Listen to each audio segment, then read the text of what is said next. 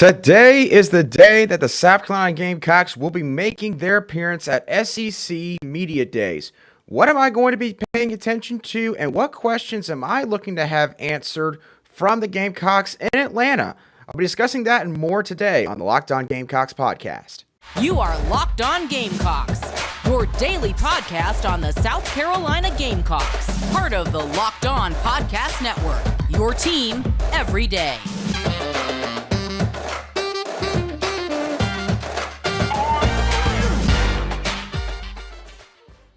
Today's video is brought to you by LinkedIn, the official college football recruiting sponsor across the Locked On College Network. LinkedIn Jobs helps you find the candidates you want to talk to faster. So be sure to post your job for free at linkedin.com/LockedOnCollege. Terms and conditions apply.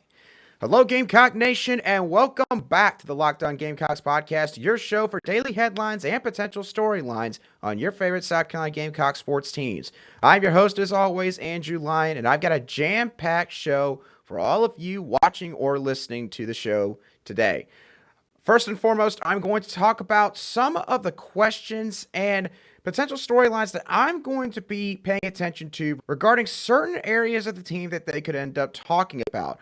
I'm also going to discuss a Major League Baseball draft update and how the draft has so far affected South Carolina in regards to high school baseball commits, along with players that are still currently on South Carolina's roster. And at the end of the show, I'll give my thoughts on some comments from both SEC Commissioner Greg Sankey and Ole Miss head football coach Lane Kiffin from day one of SEC Media Days. I'm going to be covering all of that today on the show. Before I get started, as always, thank you for making the Locked On Gamecocks podcast your first listen every day.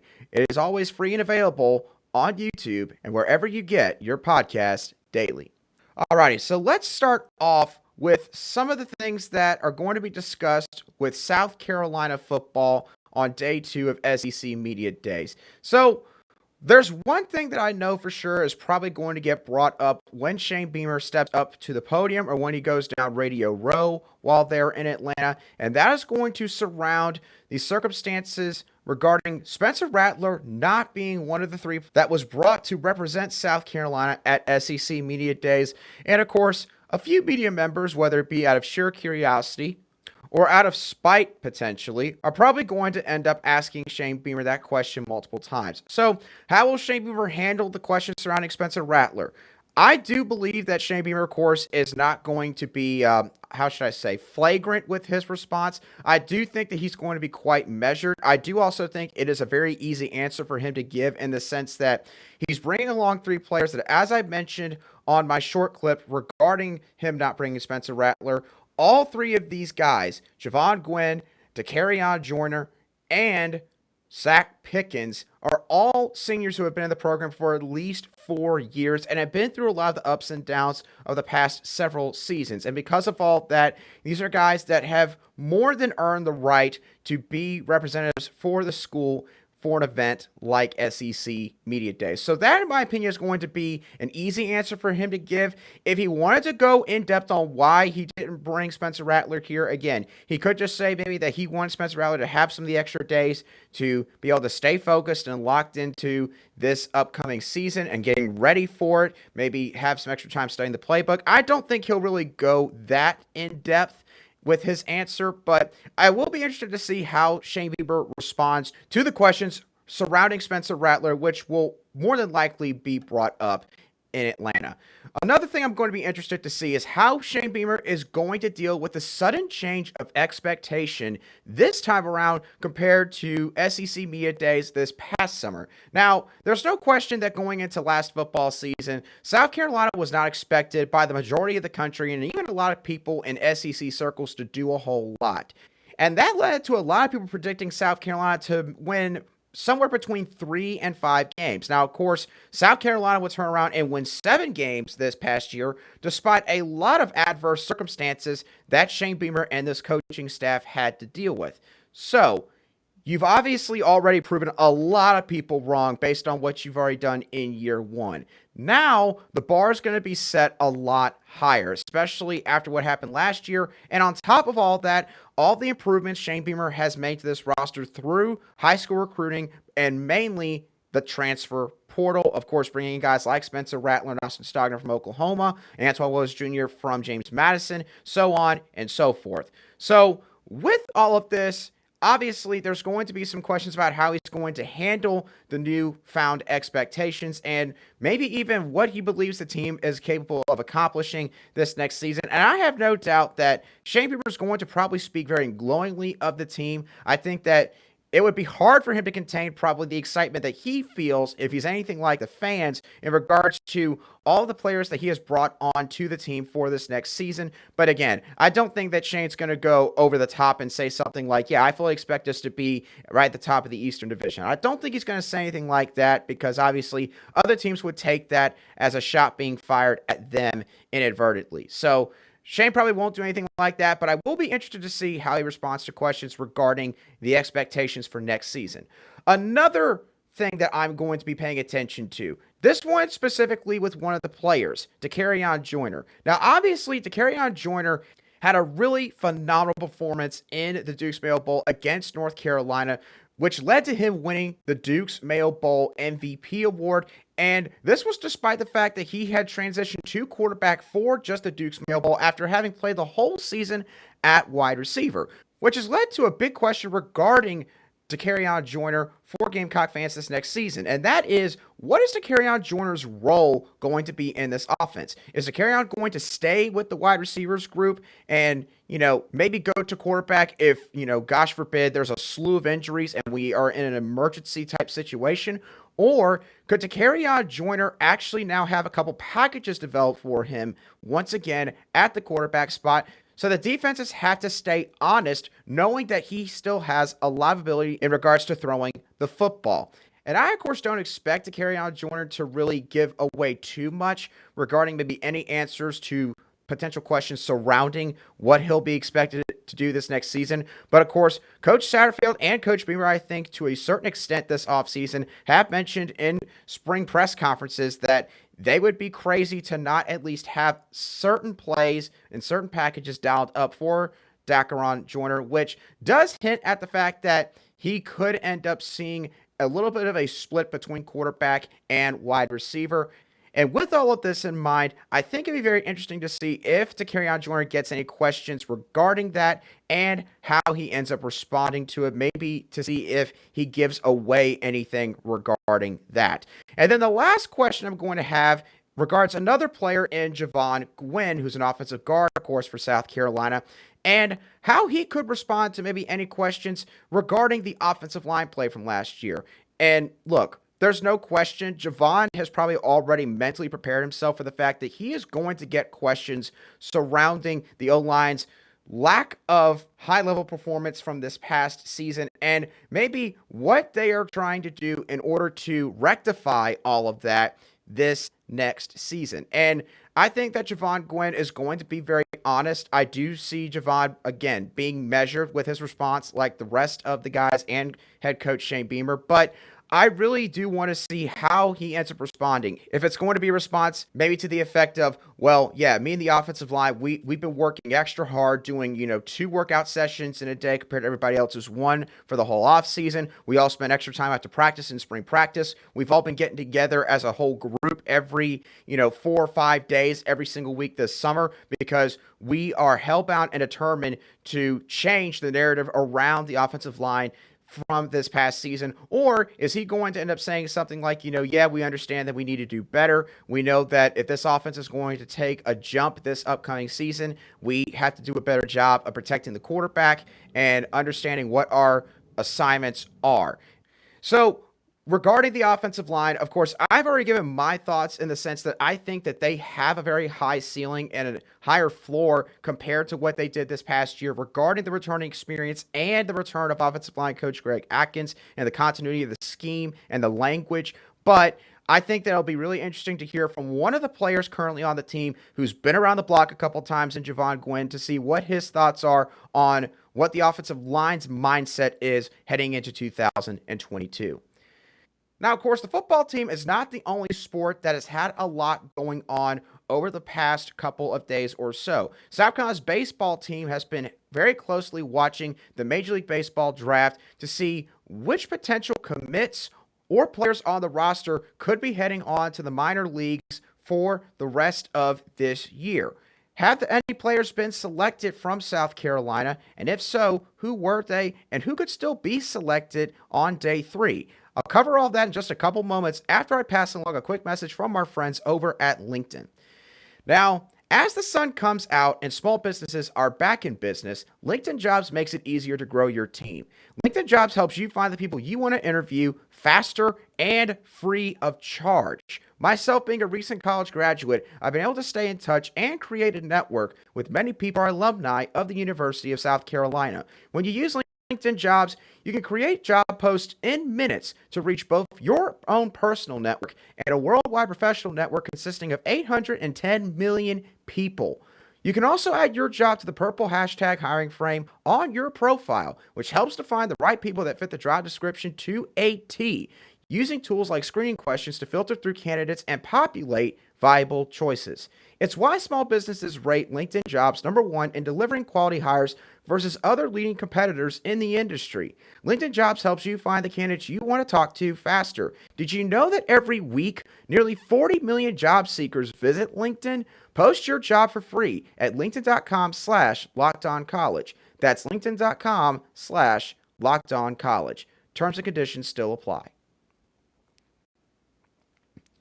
And after you post your job to LinkedIn, you can also look to see which NFL stars are moving the betting lines the most. Starting July 18th, Locked On will give you the 50 most valuable players in the NFL from the odds makers at BetOnline. Available July 18th on Locked On NFL, wherever you get your podcasts and on YouTube. Okay, so moving on from South Carolina's football team, let's now talk about South Carolina's baseball team, which I haven't talked about as much so far on the Locked On Gamecocks podcast, but they've got a lot of important things going on right now as the Major League Baseball draft is currently ongoing and as of today are now in day 3 of the draft process. So the first question you may have is, well, Andrew, has anybody, whether there be a commitment or a current roster player, been selected from South Carolina so far in the draft? And the answer I found lies in an article that was composed by Colin Taylor of Gamecock Central from On3 Sports, and he has been tracking all of this stuff that has been going on so far for the Major League Baseball draft. And the Gamecocks have had one high school commit drafted so far in Jacob Zippin, who was drafted by the Cleveland Guardians in round 10 at pick number 301. His projected slot value right now is at $151,900. And according to Colin Taylor, he was apparently a long shot to make it to campus in the first place, looking like the professional route would have been his go-to no matter what.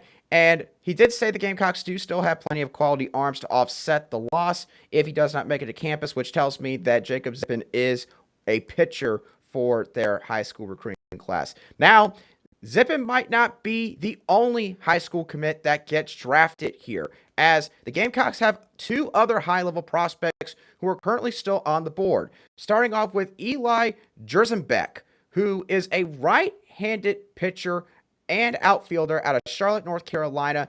Eli is rated as the 63rd best prospect in the country by Perfect Game, the 16th best right-hander in the country, and the best right-handed pitcher out of the state of North Carolina. And looking back at the article real quick, if you're watching this on YouTube, he was rated the number 129th prospect heading into the draft, which would have put him at an early day 2 selection. But as of this moment, he still has not been drafted. Another prospect from the high school ranks that South Carolina could still lose is Ethan Petry, who seems to be mainly an infielder prospect out of Land Lakes, Florida. He is also rated as a 10 out of 10 by Perfect Game, the 31st best prospect in the country, the 5th best third baseman in the country, and the 2nd best third baseman out of the state of Florida. So both of these guys, apparently, if they continue to slide in the Major League Baseball draft, South Carolina could end up actually seeing both these guys come on campus, which it seemed like based off these rankings would have been a bit of a long shot at the start of this whole process. And when looking at current players who are on the roster right now, apparently South Carolina has 3 players who could still be drafted, according to Colin Taylor. Those guys being Braylen Wimmer, Noah Hall, and Josiah Sightler. Now, Braylen Wimmer was ranked the 239th best prospect on Baseball America's list heading into the draft. And Braylen Wimmer was a solid player for the Gamecocks, especially at the plate last year, batting .312 for the season with an .827 OPS, 7 homers, and 35 ribbies. Going to Noah Hall had a 3-5 record in 15 appearances last year with a 4.34 ERA, pitching 76 and 2/3 innings, giving up 31 walks while striking out 78 batters and giving up an opposing batting average of .253. Not bad for a college starting pitcher. And then Josiah Sightler was a guy who just absolutely caught fire during the SEC stretch of the schedule. For the season, he batted .300 at the plate with a 1.037 OPS, 15 homers, and 34 ribbies. Obviously, South Carolina getting all three of those guys back would be a big boost for head coach Mark Kingston and this coaching staff heading into the 2023 baseball season. I'm a little bit surprised, admittedly myself, that Braylen Wimmer has yet to be drafted by anybody. I kind of figured he could go anywhere between rounds like 7 through 10 personally, but if the Gamecocks could end up getting Braylen Wimmer back, again, would be a really big boost for an infield that is losing Colin Burgess, that could still potentially lose Kevin Madden, although it seems like that he could be coming back for this next season as well. So the Gamecocks could end up having a nice diverse group of both players from this past year's roster, guys that are transferring in from all over, which I'll cover another day, and some decent high school prospects as well. So that is the latest from South Carolina's baseball team regarding the Major League Baseball draft. So heading on back to SEC Media Days, you may still be wondering, so was there anything really important that I missed from anybody on day one? And I would say that SEC Commissioner Greg Sankey and Ole Miss head football coach Lane Kiffin made some interesting comments when the two of them were at the podium on Monday. And I'll let you all know what all they said in just a couple moments after a quick message from our friends over at BetOnline. BetOnline.net is your number one source for all of your betting stats and sports information, where you'll find all the latest sports developments, news, and odds, including college football and NFL futures, regular season Major League Baseball, and of course, all the latest fighting news from MMA and UFC to boxing. BetOnline also acts as a continuous source for all of your sporting wagering information, including live betting, esports, and much, much more. So be sure to head over to the website today or use your mobile device to learn more about the latest trends and action. BetOnline, where the game starts. All right, so getting back to SEC Media Days to end the show, let's discuss some of the comments that Commissioner Greg Sankey made at the podium on Monday. So I'll start off with some of the opening remarks that he had in his State of the Union-esque speech he gave to media members. So Greg Sankey noted that in the BCS College Football Playoff era, the SEC has had 6 different football programs win the national championship, showcasing the competitive depth of the conference. He also says that the SEC is stronger now than at any other time in our history. And with the expansion of Texas and Oklahoma, it keeps the SEC in support of reasonable geography among like-minded universities and keeps confidence that fan interest will continue to grow. There's no sense of urgency in the league, no panic in reaction to others' decisions. We know who we are confident in the collective strength, and uniquely positioned to continue to provide remarkable experiences educationally and athletically to student athletes. So, based on this comment that I just mentioned, Greg Sankey clearly does not feel the need for the conference to have to press right now and try to respond to the Big Ten's move, getting Southern Cal and UCLA from the Pac-12. And quite honestly, right now, Greg Sankey doesn't really need to make any moves. The SEC does still seem to be, by and large, the strongest conference in the sport. And again, the Southern Cal and UCLA move was a response from the Big Ten to the SEC adding Texas and Oklahoma this past year. And Greg Sankey said during his opening remarks and the questioning thereafter that he felt like that the Texas-Oklahoma move was still overall a better move objectively than the Southern Cal UCLA move. And he took plenty of shots at the Big Ten by also saying that their actions are not being dictated by TV markets or television networks. So Greg Sankey definitely not afraid to let the Big Ten know that right now he's really not worried at all. And if anything, it's like water off a duck's back with everything that's going on with college football realignment.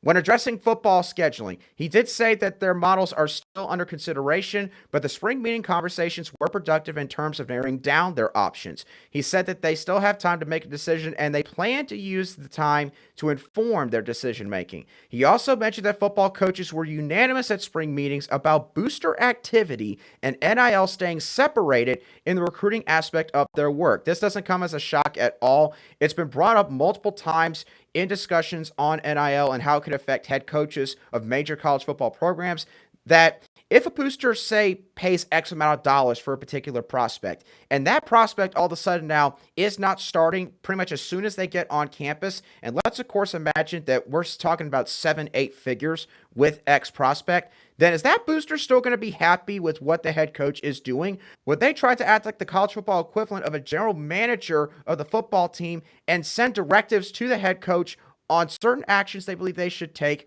or else maybe they'll cut off their funding for the program? That is a big issue that a lot of people and football coaches in particular have brought up. And therefore, because of all that discussion, it does not surprise me that Greg Sankey mentioned this little blurb that apparently took place during the SEC spring meetings. This isn't getting talked about as much as some of his other quotes, but I still did find this to be very interesting regarding that aspect of NIL in college football. He also admitted that the possibilities of litigation limits what the NCAA can actually do. Many people that follow the sport closely enough already know this, which is why he believes Congress is the best opportunity to set a national standard for this space. Greg Sankey hammered NIL a ton with his opening remarks and the questioning that he got afterwards, saying that he basically believes that it is the wild west with NIL right now, and the fact that there is no regulation on it whatsoever, and the only bylaws that are currently in place are differing sets of bylaws from different states. Tennessee being different from South Carolina being different from Alabama being different from Florida from Texas, so on and so forth. And mentioning how it's unfair to prospective high school recruits and their parents or guardians that there's differing sets of language between all these state laws that they have to go through in order to try to figure out whether or not they're basically getting jobbed with the deal that's being put onto the table, or if it's something that's actually worth their while. And because of all this, he said that this is why he believes that Congress should get involved, because we would at least have uniformity with everything going on surrounding NIL and college football. Now, of course, I have my own opinion on whether or not the federal government should get involved in college football's business, but these are Greg Sankey's words regarding NIL specifically at SEC Media Days. And to sum up everything he said that the SEC won't be complacent. So there's a few things that are really big takeaways from Greg Sankey. Firstly, he believes that the conference truly is good where it is right now, and he doesn't see any immediate needs for us to have to go out and get any other teams from any other conferences. Secondly, if the SEC does make any moves in the future regarding college football realignment, he is going to let the dominoes fall where they may regarding other conferences and Notre Dame. The SEC is not going to be the team that pushes the first domino, causing another chain reaction of events. And he did mention that we got Texas and Oklahoma because, quite frankly, the conference felt like there was only a matter of time before they were going to leave their respective conference in the Big 12, and that it just made sense from a geographic standpoint and the way that they support their football programs for them to try to pursue them as potential SEC members. Now, to move on real quickly to a couple responses Lane Kiffin had to some questions he had when he was at the podium. He had a question regarding the transfer portal and NIL, along with the coach's role in all of that. And Lane Kiffin responded to this question, saying that ideally, NIL needs to be capped so there's control on it. Basically, kind of similar to the response Greg Sankey had, except for Lane Kiffin believes that there should be actual dollar figure limits. Otherwise, there will be a glaring difference between the... Otherwise, there'll be glaring differences, and coaches should play a part in this. So he does believe that there should be some involvement between both coaches and, I guess, boosters and collectives per se. At least we're going to assume so for this response. He also did mention that if you get boosters deciding who they want to play, how is that going to work? Like I mentioned earlier, how does it work out when certain players don't play that boosters basically got there because of NIL deals? And ended the whole answer by saying that this wasn't thought out very well at all, and a lot of football coaches saw this coming. And then another interesting response he had to another question was regarding how much NIL works and about college football now being more about money than anything else.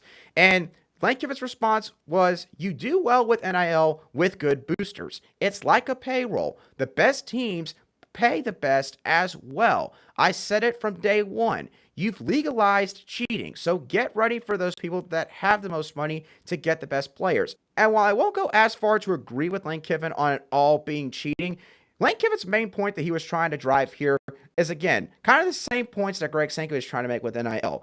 There's absolutely no regulation whatsoever. There are no rules. And because of that, you have now opened the door for a lot of these high-end football programs that care about their product on the field, to essentially abuse a blank list of laws. The fact that there is nothing they have to abide by. They could do whatever they want, no matter how much the NCAA tries to send out these memos to say, hey, listen, don't do this, that, or the other. That is nowhere near the best way to try and control what is going on with NIL and college football. So I thought that all these comments were very interesting from Lane Kiffin, the head coach of Ole Miss, and SEC Commissioner Greg Sankey on day one. And based on all these comments, it'll probably be interesting to see how all these other coaches respond to some of this on days 2, 3, and 4. I'm sure that the media members are probably going to bring up some of these comments and ask them what their thoughts are on it. And therefore, the other coaches are now going to have to tread more carefully because of the remarks of Lane Kiffin. But Lane Kiffin is always good for a couple sound bites when he's on a mic. So with all that being said, that is going to do it for today's show of the Locked On Gamecocks podcast. I hope that y'all thoroughly enjoyed today's show as always. What are y'all going to be looking for from South Carolina at SEC Media Days? Is there anything that maybe you want to see Shane Beamer or the players respond to? Any questions you think they're going to get that I did not mention that are going to be important ones to address? What are your thoughts on the Major League Baseball draft right now regarding current high school commits for South Carolina and some of the current players on the roster? Is there any guys you think that could go quickly on day 3 and maybe won't come back after all? And then lastly, what are your thoughts on the comments that Greg Sankey and Lane Kiffin made from day 1 of SEC Media Days? Do you have any different feelings on those responses compared to mine? I want to hear all of your thoughts down below in the comments section if you're watching this on YouTube. If you're listening to this, however, on audio podcast, wherever you get your podcasts daily, then feel free to send me a message at @aline_SC, and I'll be sure to, of course, respond to any replies or comments you have as quickly as I can. And of course, if you've enjoyed Locked On Gamecocks and want to get more news on the entire SEC conference, then make Locked On SEC your second listen every day. Host Chris Gordy and the local experts of Locked On will take you across the SEC in just 30 minutes. Again, make Locked On SEC your second listen after you listen to the Locked On Gamecocks podcast. But once again, y'all, that's going to do it for me on today's show. I hope that you all have a great Tuesday, and I'll catch you on the next show of the Locked On Gamecocks podcast.